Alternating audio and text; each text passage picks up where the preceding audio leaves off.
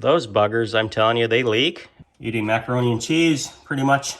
So this is going to be quick and dirty. And we all loved it.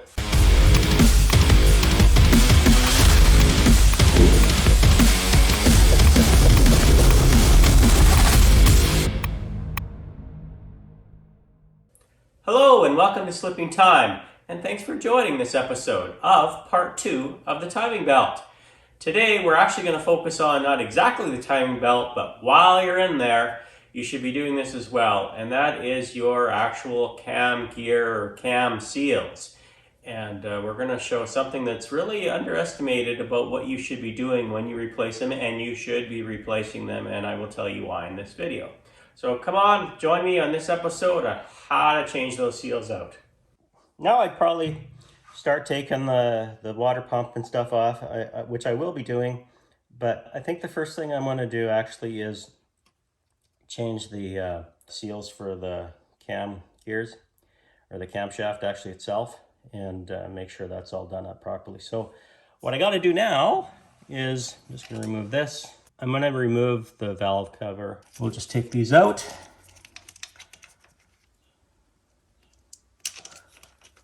Now, putting these on, I usually go from the in and out, taking them off. I kind of do the same thing. It's not as important taking them off, but they do compress the seal, the rubber seal, or a gasket, I guess it has, to a certain degree.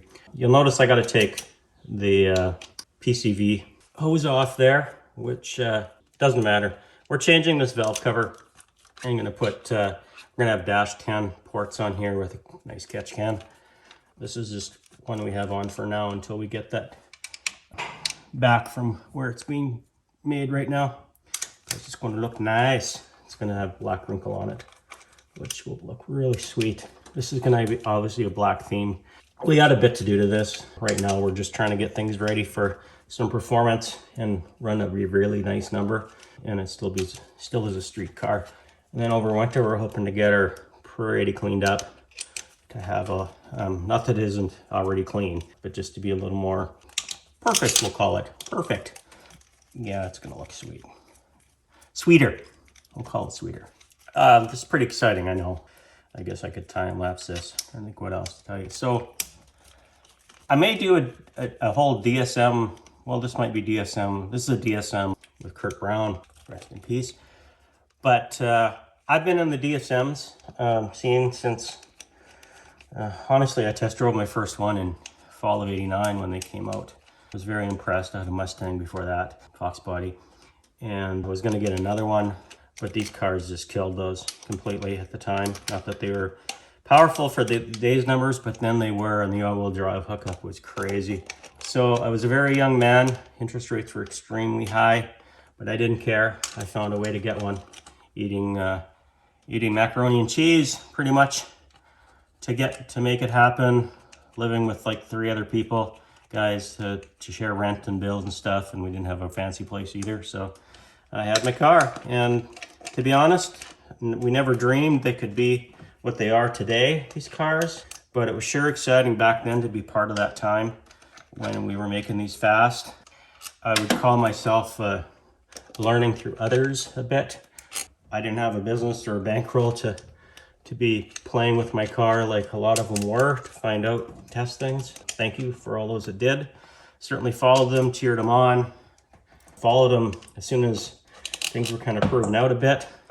Not that we didn't even have wideband O2 sensors back then, so we thought we weren't knocking, but man, were we knocking. So it proved these engines could take a lot of crap, and they did. And then things were running, people were getting, well, these were a 15-second car, I think, just at the time or something like that. And then we're going to 14s, 13s, 12s, and then 11. When 11s hit, that was insane. Especially then, people hated us that had V8s and race cars and stuff, because anything that was even running 13 was crazy then. I've known more than most the history of this, the players, who was all involved. Some of you that might be tuning in might know back from the Sean Glazer days. David Busher, obviously, was still in the scene, but between those two and their rivalry, that really helped leap these cars ahead to be honest, and we all loved it. Say what you say about each guy. And of course, we had the other people that were all part of that. I'm sure you know about John Shepard. Obviously, he's kind of the king in the manual all-wheel drive stable back then, and obviously a transmission guy back in the day. And I mean, there's numerous names, but I could probably go on. So anyway, I think I'm going to time lapse a little of this because it's just I could keep talking. Let me know in the comments if you like me working and talking at the same time, because I could do that too. I don't know exactly what you want, but let me know.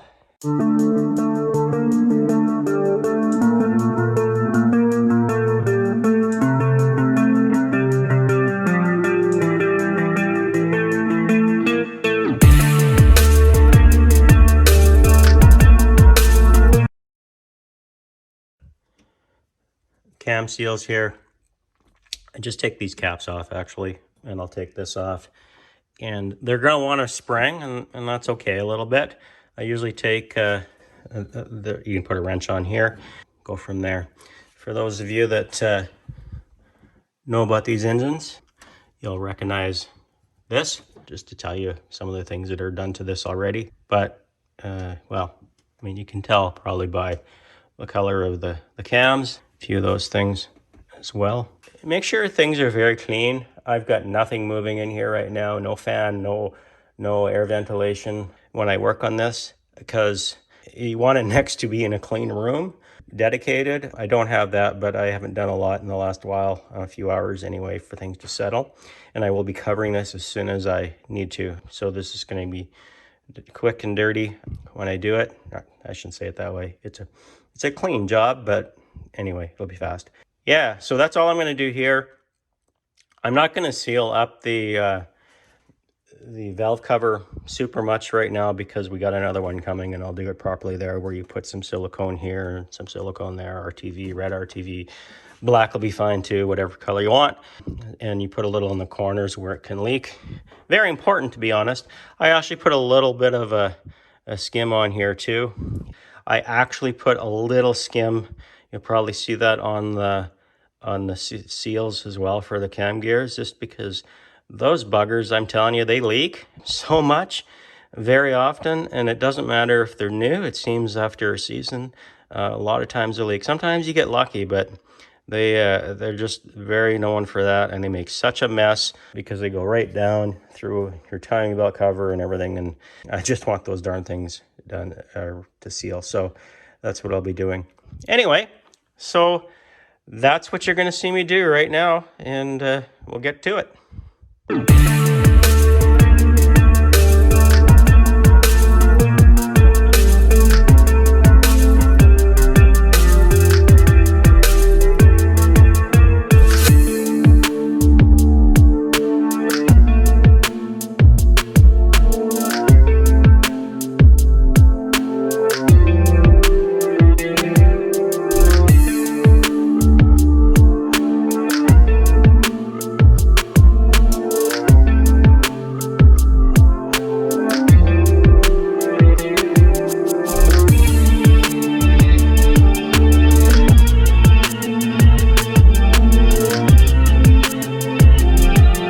Another common mistake that some people make.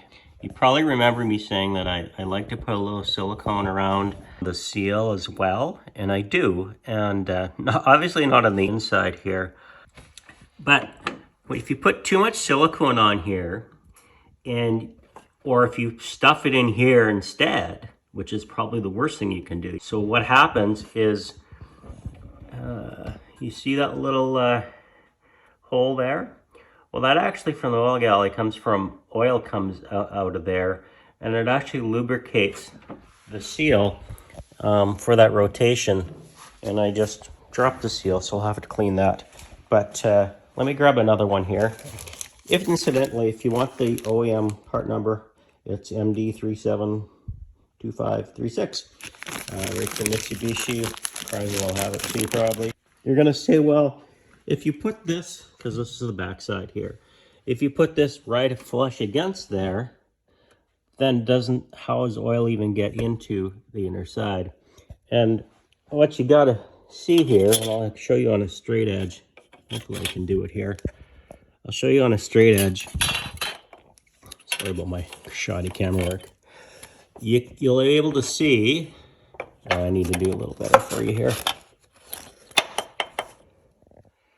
If you look, if I can get my camera there. Nope, that isn't gonna work. Let me do it this way. Let me see if you can see it there. If you look, yeah, you can kind of see it. That inner side is lower than the outer side. And what I mean by that is this outer wall here, right here, right here, it is protruding out, but it is less than, it's more than what this protrudes out. So this allows, by a little bit, it's like 1/2 millimeter or something, allows some oil to get in here. And what it does is, as this cam rotates, it helps lubricate this seal so they don't get worn out, obviously. And you can see the little track on the inside there that fills up with oil, and that just helps it. It's not necessarily for cooling that area, but it's just for helping lubricating your seal. So if you do silicone, which I highly recommend, put it on your seal, and that way when you're pushing it in, you'll actually it'll actually force it to come towards out rather than in. If you put it in this side and then put your seal in, then you're gonna push it in, and you probably risk, if you have too much silicone especially, you're gonna plug that hole, and then all the lubrication's gone. I have seen those actually sealed up because of that, which is a big problem because then the seals wear out quickly and then they leak. And I guess that is part of a common problem people don't realize. So just a little thing is important. To continue this on, so what I do is I'm gonna silicone half of this with red RTV. I will be putting that in there.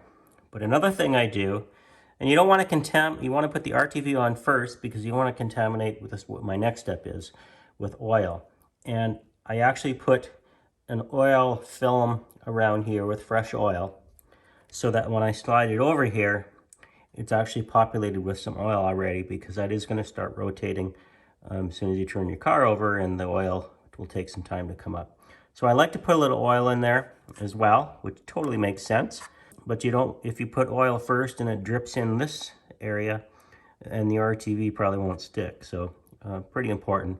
I also take some microfiber, and I'll take some isopropyl alcohol on it and just clean this up to get rid of any oil filament as well. Same as I do along here, because it's not just to be clean, but I want that silicone to adhere to any porous material, because if it doesn't with oil, the oil will get through. If oil is there, that means oil can get through. So very important. So I've cleaned this cap up, and same thing.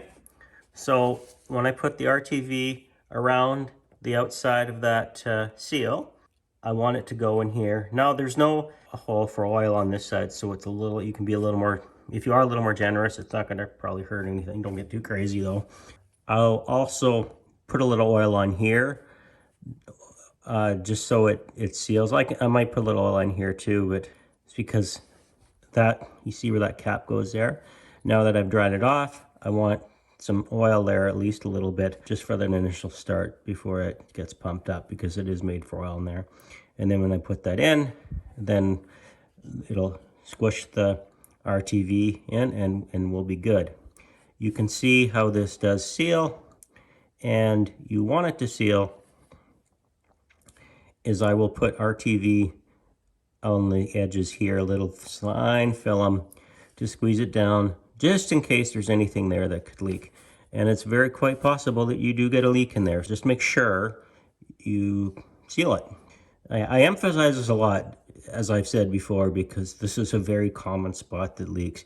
And you can do all what I'm talking about, and it will leak sometimes doing that. It's just one of those things about this particular configuration on this head and that's made, that has been plagued us for many years, and this is the best way I've found, and overall it's worked. I've actually had pretty good success with it, but I know some others that have done, been pretty anal about it too, and it's just been a problem later on too. Okay, so you can see how I've got oil on the inside and I got silicone all around. RTV, you got some time, but not forever in a day. Try to make sure you do this in fast enough. It's okay if it's a bit tacky, but don't let it go for too long, okay? What's too long? I don't know. I'd never like to find out. I usually say within 20 minutes, maybe even 15 minutes, have your job done, or else do it in stages. Now we'll just put this in. You're gonna see some RTV kind of spill out, which is fine.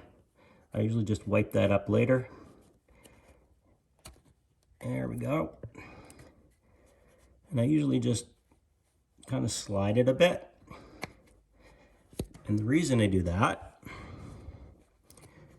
is to get things lubed up a little bit and to spread the silicone out as best I can. So there we are. Okay. All right. So now I'm going to get the cap. You can see that I'm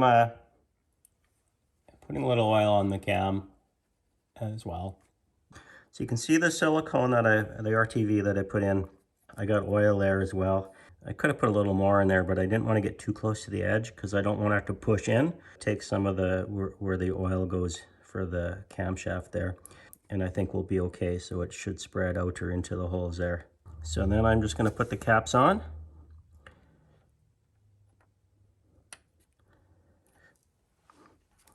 And then I'm going to torque them to spec. Yeah, so spec is around 20 Newton meters and 15 foot-pounds. So I'll get my torque wrench and torque them kind of in stages if you want.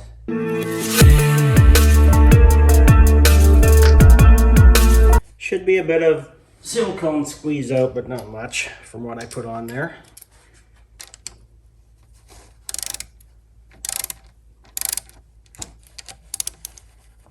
And that one went down on billet already, so you can see it maybe squeeze out better that side. We'll see here. There, and that's all torqued up on that side. Oh, that was loud. Now I clean up some silicone, because I don't like messy stuff. Make sure you wipe towards the outside so you don't get anything on the inside, including anything that happens to be on your rag that you shouldn't have. No, try to have a very clean, non-fibrous rag or cloth or whatever you're doing to clean this up. You want to do this when the RTV is very easy to work with, otherwise it makes a mess.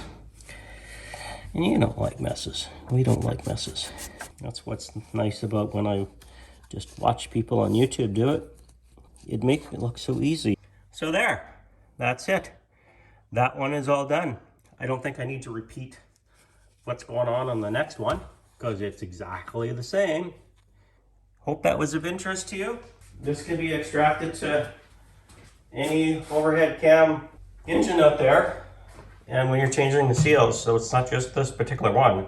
That's what I recommend doing for anybody. And guys, anybody can do this. If you're scared of getting in there, I hope I made it realize how as long as you're careful and patient, and of course, to do any job right, patience is what's necessary for anything. If you want to be good at it, you have to be patient. If you do it in a hurry or out of frustration, which honestly is a lot of the case for us, just because we got other things in our life to do. That's why I'm like now that I can share this while I have time now, because I was one of those people that just always didn't have time and try to get things done. Now I learned to have patience, but it was definitely a kind of battle in my head that I got to get other stuff done. So yeah, well, let's get the other side done and go to the next step.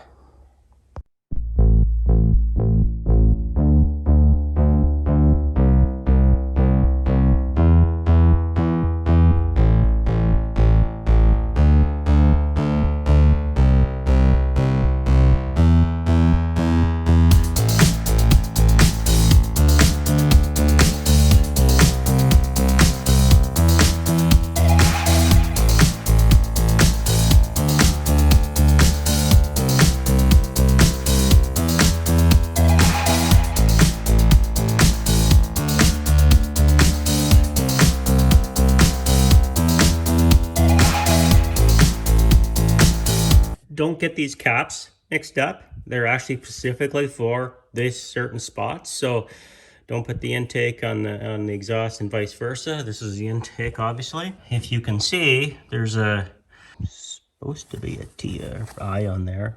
Yeah, so you can hardly see it. There's actually an I1 on there. You can hardly see it. I don't know if you can see it. I'll look on the one here. Anyway, there's normally they really didn't stamp these very good, but you can let me see if I can, yeah, you can kind of see an I2 on that one. And then this is an I1, but I don't think we're ever going to make that out. I can see it with my eye, but you won't be able to see it. And then this one is the exhaust side, and it's marked with an E. And if you notice, as you go down the train, there's E1, 2, 3, 4, 5. Don't get them mixed up. The other thing you might have noticed, if I caught it properly, is once you put these caps on, you may realize that as much as you tried to get these centered, centered, not on an angle, because you don't want these in an angle, because they're actually pretty, just like your axle seals as well. They don't like to be on an angle or they will leak. So that's another thing, is you probably noticed that I kind of pushed them in against the stop that's in the back there. And I did that on both of them. The next thing to do is to put the gears on, cam gears on, and we'll put them back to where they were. Put that little, where is it? Put this back in to hold them, and then I can get on to the timing. So we'll do that. Can't remember how many foot-pounds those are. Let me see what they are. They're pretty strong, so you need a wrench to hold them typically. Yeah, they're 100 Newton meters max and 72 foot-pounds max. So they're a little bit beefy there. So you want to hold them. You don't want to be twisting your camshafts, because they can turn, and they can turn the valves right into your piston because it's an interference engine. So make sure you don't do that. I'm not going to put the cam gears on actually for a day. I don't like any movement on here. Not that it should matter, because everything's centered. I just don't want to risk moving this. I want the RTV to cure itself. Then I can put those, or at least tighten the cam gears on. I don't just put them on loosely and then wait a day, because what if I forget to tighten them or torque them? I'll put them on tomorrow, and for you, that'll be right away. You can see I cleaned these up to make them look really nice for when the engine bay is exposed. They are going to be seen with the clear timing belt cover, cam gear cover that I have, and I'll show you that. Here they are as we put them all together on, and flash forward to when the whole timing belt system is all done and everything's back on, to what they look like in the end. So thanks again for joining Slipping Time. This is a great point in time of doing this work of the timing belt replacement. To conclude this episode, we're definitely going to keep going, because now we're going to get into the actual timing belt component itself and replacing them in the next episodes.